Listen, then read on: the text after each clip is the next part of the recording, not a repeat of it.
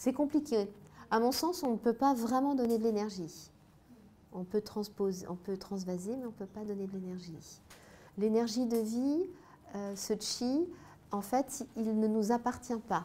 Dans la tradition chinoise, ce chi, il appartient au ciel antérieur, il n'est pas de ce monde quelque part. Cette énergie de vie, si, enfin, il est de ce monde parce que c'est un entretien à la création, mais c'est quelque chose qui n'est pas personnel, qui n'est pas sien. La médecine chinoise considère que c'est une énergie qui nous a été prêtée et que nous devrons la rendre. Et que ce n'est pas quelque chose qui est nôtre, que nous possédons. Donc c'est pour ça que c'est un petit peu difficile à donner. Tu vois, tu ne peux pas donner quelque chose qui ne t'appartient pas.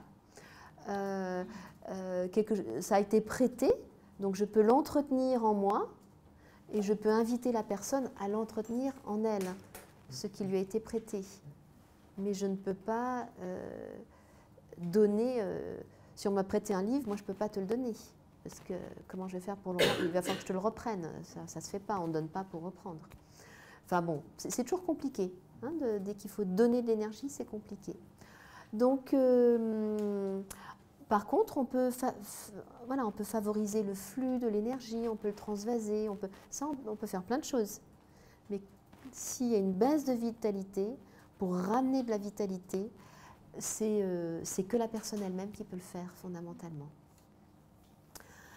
Mais bon, en donnant des séances, en refaisant circuler l'énergie, le chi, la personne retrouve des ressources, bien souvent, par elle-même, pour avoir l'initiative de reprendre un cours d'aquagym, pour yanguiser, manger peut-être un peu moins, modifier un petit peu son alimentation. Voilà.